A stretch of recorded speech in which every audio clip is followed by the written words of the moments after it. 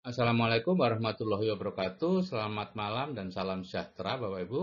Saya Sigit Setiawadi akan menjelaskan tentang meningkatkan plafon rezeki. Ini transformasi saya. Ya.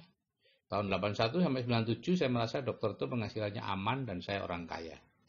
Kemudian ya tahun 97 setelah saya membangun rumah sakit di Batu, saya bertemu dengan 3 janda dokter yang datang ke rumah untuk jualan door to door. Hanya dalam waktu 2 minggu. Dari situ saya menyadari ada pesan yang harus saya perhatikan, dan pesannya adalah profesi dokter tidak aman. Sehingga aman saya coret. Aman hanya untuk dokternya, tapi tidak aman untuk keluarganya. Kalau terjadi sesuatu dengan dokternya, keluarganya akan kolaps. Nah, tahun 2000 saya baca buku Rich Dad Poor Dad dan Cash Flow Quadrant, dan di situ saya dinyatakan miskin karena saya mendapatkan penghasilan dengan cara menjual waktu saya atau penghasilan aktif. Saat itu ada jalan keluar yang disanjurkan oleh Robert T. Kiyosaki, tapi saya tidak mau. Sehingga kaya saya coret. Ya. Sudah ada aman, tidak kaya lagi, dan saya berusaha untuk mendapatkan penghasilan pasif sejak itu, Bapak Ibu. Ya. Saya terus-menerus mencoba segala macam, membuat usaha ini, usaha itu, investasi di sini, investasi di situ, tidak ada satupun yang berhasil. Dan kemudian saya mendapatkan mentor tahun 2004 sampai 2005, saya membangun aset dan bisnis atas bimbingan mentor dan berhasil. Sehingga tahun 2005, 17 Agustus, saya berhenti praktek dan kemudian mengajukan pensiun dini. Dan freedom untuk pertama kali sejak saya sekolah. Setelah itu saya jadi investor dan provokator. Saya memprovokasi teman-teman yang ketemu dengan saya, jangan kerja terlalu lama, percuma. Saya 25 tahun menjadi dokter. Nah, Bapak Ibu, kita ini harusnya kaya, Bapak Ibu. Manusia diturunkan ke dunia ini bukan untuk bekerja keras mencari sesuap nasi, tapi untuk bisa hidup sejahtera, cerah, dan bebas merdeka, atau menjadi khalifah. Ya. Dan saya sebagai orang Islam, teladannya adalah teladan kaya di Islam. Nabi Muhammad SAW itu sangat kaya. Ya, pada saat dia menikah dengan istrinya, Ibu Siti Khadijah, maharnya itu senilai 25 miliar kalau dihitung uang sekarang. Ya, itu menurut Hakim. Ya. Kemudian 4 sahabat utama dan 10 sahabat Nabi yang dijamin masuk surga adalah orang kaya. Islam masuk Indonesia di bawah saudagar kaya, Ketua Wali Songo Maulana Migrabi orang kaya, pendiri NU dan Muhammadiyah orang kaya, Sarekat Dagang Islam berkumpulan saudagar kaya. Jadi teladannya kaya. Kalau sekarang banyak orang Islam yang tidak kaya, berarti ada yang salah. Sehingga banyak yang berpendapat bahwa miskin itu lebih mulia daripada kaya. Wow. Dengan kaya kita banyak membantu orang, Bapak Ibu. Kita banyak menyiapkan untuk di akhirat kita nanti. Nah, ini profil orang kaya di Indonesia, Bapak Ibu. Pola pikirnya punya plafon rezeki yang tinggi, mereka dreamer, cita-citanya tinggi, kemudian selalu berpikir hasil, bukan proses. Yang penting hasilnya. Ya. Bisnis apa, tidak penting. Tapi orang miskin, yang penting bisnisnya. Bisnis apa? Bisnis ini tidak mau, bisnis itu tidak, ogah, dan seterusnya. Nah, orang kaya kecerdasan finansialnya tinggi, yang ketiga yaitu dia punya, sehingga dia bisa memanfaatkan uangnya itu dilipat-lipatkan dengan kecerdasan finansial yang tinggi.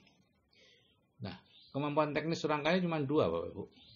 Membangun jaringan, yaitu mencari orang-orang yang bisa membantunya, dan membangun sistem, sehingga orang-orang itu bisa bekerja secara otomatis, dan si orang kayanya di rumah, atau ngelancar kemana-mana. Bapak Ibu, hidup itu peniruan. Ya, sehingga kalau kita ingin menjadi orang kaya, ya kita memiliki pola pikir orang kaya dan kemampuan teknis orang kaya. Kita tinggal niru aja. Apapun yang kita lakukan saat ini itu hanya niru. Kita berjalan seperti ini, kita berbicara seperti ini, kita menulis seperti ini, itu hasil peniruan. Nah, dulu cara menjadi kaya itu seperti ini, Bapak Ibu, yaitu punya cita-cita, kemudian merantau, dan dirantau ketemu orang kaya, kebetulan gitu ya, bergaul dengan mereka, menjadi magang, membantu, dan seterusnya, akhirnya menjadi kaya. Intinya apa? Mereka merantau ketemu orang kaya untuk menaikkan plafon rezeki atau takaran rezekinya. Apa itu plafon rezeki? Ya, plafon rezeki adalah batas atas rezeki orang. Setiap orang punya batas atas. Dan itu rata-rata rezeki 6 orang yang paling mempengaruhi kita. Ya, penghasilan kita akan selalu berada di bawah plafon rezeki kita. Dan walaupun dengan kemauan sadar, ya, dan usaha keras bisa naik sementara rezeki kita jauh di atas plafon, tapi akan ditarik turun lagi. Ya, kalau kita ingin naik secara permanen, ya plafonnya yang dinaikkan. Ya. Nah, Bapak Ibu, saya percaya kita sudah ditentukan rezekinya. Sudah ada tulisannya 50.000 tahun sebelum kita lahir. Ada yang mengatakan begitu. Ya, kita tidak tahu tulisannya apa. Kenapa kita tidak berprasangka baik bahwa yang ditulis di sana adalah tahun 2018 ini rezeki kita akan naik luar biasa karena kita punya ilmu atau tahu tentang ilmu yang dulunya kita tidak tahu. Kita perlu berprasangka baik kepada Allah. Nah, kalau kita sekarang mungkin Allah menempatkan kita di sekitar orang-orang seperti ini. 1 juta, 3 juta rezekinya, 3,5 juta, dan seterusnya.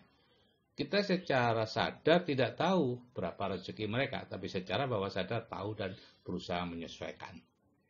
Nah, kalau kita dikitari orang-orang dengan penghasilan yang mempengaruhi kita, ya tentunya plafon rezeki kita ya mungkin 3 jutaan. Dan penghasilan kita ya di bawahnya itu. Ya. Mungkin suatu saat naik, tapi akan ditarik lagi. Nah, untuk naik terus, ya kita plafonnya yang kita naikkan, Bapak Ibu. Kita berprasangka lebih baik lagi kepada Allah. Gitu ya.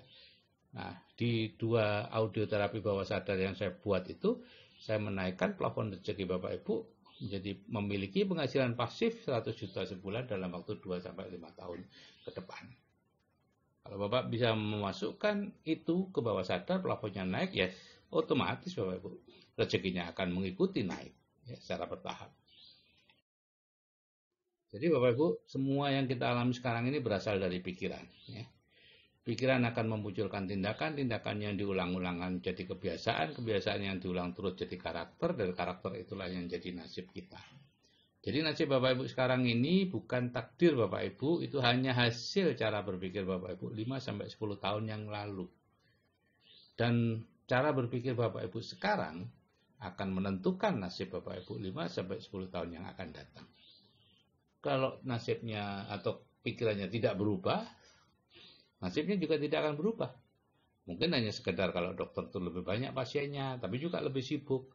Ya, kalau punya toko itu mungkin tokonya nambah 1, tambah sibuk lagi, dan seterusnya. Tapi secara umum nasibnya tidak berubah. Jadi kalau kita ingin merubah nasib, kita harus merubah dulu pola pikir.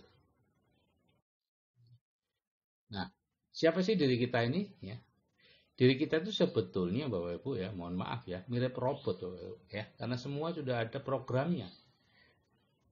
Kita punya kemauan atau pikiran sadar, gitu ya, yaitu saya butuh uang, saya ingin kaya, punya kebutuhan dan lain-lain. Tapi pikiran bawah sadar Bapak Ibu yang sejak kecil 0-7 tahun itu diisi barang-barang seperti ini. Uang bukan segalanya, uang tidak dibawa mati, menyebabkan bertengkar, orang kaya itu pelit. Intinya apa? Benci kepada orang kaya, tidak suka kepada orang kaya, dan tidak suka kepada uang. Apa yang terjadi? Ya, pikiran sadarnya ingin uang, pikiran bawah sadarnya benci uang. Nah, yang selalu menang adalah pikiran bawah sadar. Ya. Karena apa? 9 kali lebih kuat dari pikiran sadar. Jadi Bapak Ibu yang memiliki pikiran bawah sadar seperti tadi disebut punya life map miskin. Nah, orang yang punya life map miskin bisa dilihat dari kehidupannya. Kehidupannya di bidang keuangan akan jatuh pada salah satu dari 2 kondisi ini. Yaitu yang pertama itu disebut miskin tipe 1. Sudah bekerja keras bertahun-tahun, penghasilannya begitu-begitu saja. Atau seperti saya dulu, miskin tipe 2. Sudah berpenghasilan besar bertahun-tahun, tabungannya segitu-gitu saja. Nah, kalau kita melakukan bisnis-bisnis yang sesuai dengan passion kita, maka yang terjadi adalah hanya pindah dari 1 ke 2. Karena sebetulnya tidak ada perubahan pola pikir. Gitu ya. Karena passion kita itu adalah sesuatu yang sudah ada di bawah sadar kita, dan itu ikut berperan menempatkan kita di posisi yang seperti sekarang. Sehingga kalau Bapak Ibu terus mengikuti passion, hasrat, dan lain-lain, ya itu yang akan terjadi. Tidak berubah. Bapak Ibu harus berubah. Bagaimana caranya? Nanti ini kita punya senjata rahasianya Bapak Ibu. Yaitu di grup WA Building the Dream. Sekarang sudah ada mungkin 1000 ya. Karena 2 bulan yang lalu itu 800-an. Sekarang mungkin sudah 1000. Saya tidak tahu karena sudah banyak yang tidak bisa saya jangkau. Ya. Di sana kita membagikan 2 audio terapi bawah sadar secara gratis. Bapak Ibu ada 2, yaitu memiliki penghasilan pasif 100 juta sebulan dan kehidupan dengan penghasilan pasif 100 juta sebulan. Itu masing-masing didengarkan 21 kali ya, dengan cara seperti orang meditasi. Di situ saya anjurkan Bapak Ibu duduk tidak bersandar, tapi sebetulnya mau bersandar, mau tiduran tidak masalah. Cuman saya tahu Bapak Ibu kan masih pulang kerja ya, kalau saya tidak kerja. Bapak Ibu masih kerja, sehingga kadang-kadang pulang itu dalam kondisi capek. Kalau sambil tiduran mendengarkan ini ya tertidur beneran sampai besok pagi gitu ya. Makanya saya anjurkan tidak bersandar supaya masih bisa menjaga kesadaran. Nah setelah itu Bapak Ibu setelah mendengarkan ini 21 kali, Bapak Ibu perlu mengikuti seminar inspirasi ya, untuk apa? Untuk menginternalisasi program pikiran bawah sadar itu. Dan Bapak Ibu juga perlu mendengarkan audio inspirasi. Ya. Seminarnya namanya seminar MSO ya, mekanisme sukses otomatis ya Bapak Ibu.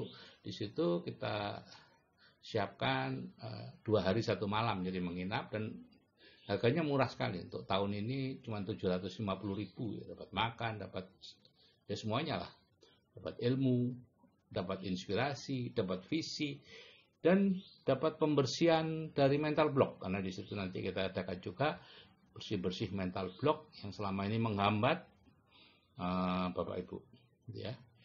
Diajari Ho'oponopono, diajari materialisasi dan macam-macam. Pokoknya Bapak Ibu keluar dari seminar menjadi orang yang baru.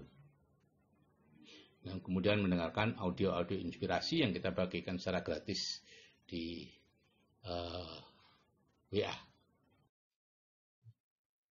Jadi Bapak Ibu yang perlu adalah membangun jaringan orang sukses, yaitu jaringan di sekitar Bapak Ibu lewat seminar itu ya. Di seminar itu Bapak Ibu akan bertemu dengan orang-orang yang sudah sukses atau sedang menapai sukses. Jadi cara menjadi kaya cara sekarang adalah dengan olah pikir aja. Nah, kalau ingin kaya, Bapak Ibu mendengarkan audio terapi bawah sadar 21 kali, ya, 2 buah audio. Kemudian Bapak Ibu mengikuti seminar orang kaya, seminar inspirasi dan visi. Bukan seminar teknis ya Bapak Ibu, bukan seminar yang ngajari bagaimana berbisnis ini, bagaimana berbisnis itu, pelihara kambing, pelihara lele, bukan seperti itu. Tapi seminar inspirasi dan visi yang langsung masuk ke bawah sadar Bapak Ibu. Maka Bapak Ibu akan menjadi kaya. Sesederhana itu sebetulnya. Kita aja yang bikin ruwet. Gitu ya. Jadi Bapak Ibu yang penting adalah ini berani diregangkan ya. Itu yang titik-titik, garis titik-titik itu adalah batas-batas menurut Bapak Ibu sendiri. Yaitu bekerja keras, miskin, dan lain-lain.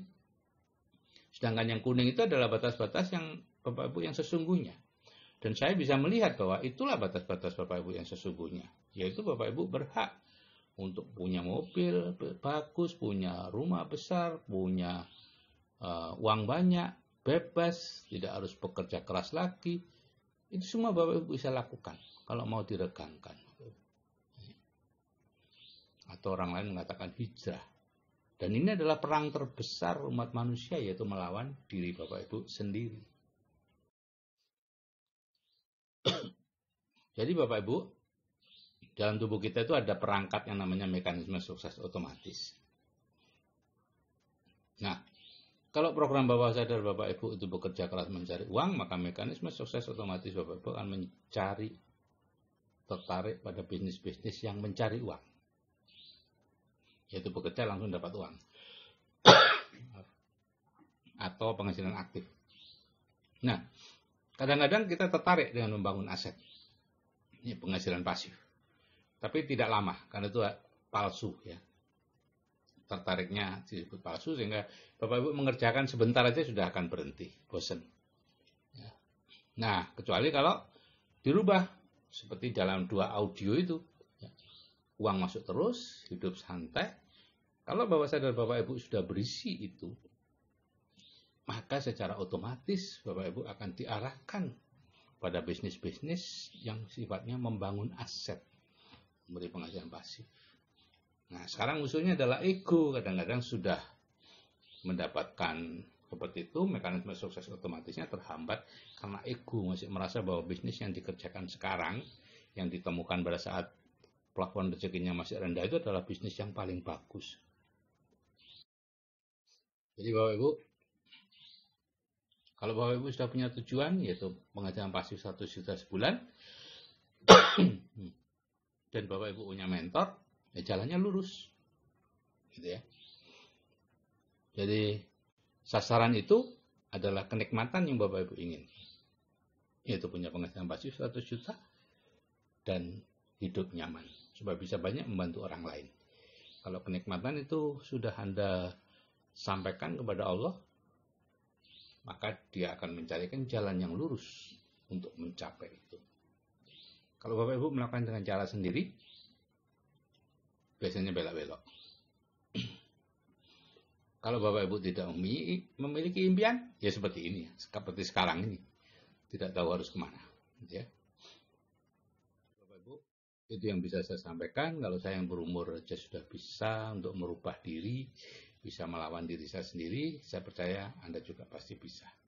Oke, saya akhiri sekian. Assalamualaikum warahmatullahi wabarakatuh dan selamat malam. Salam sukses dari saya, Sigit Setiawadi.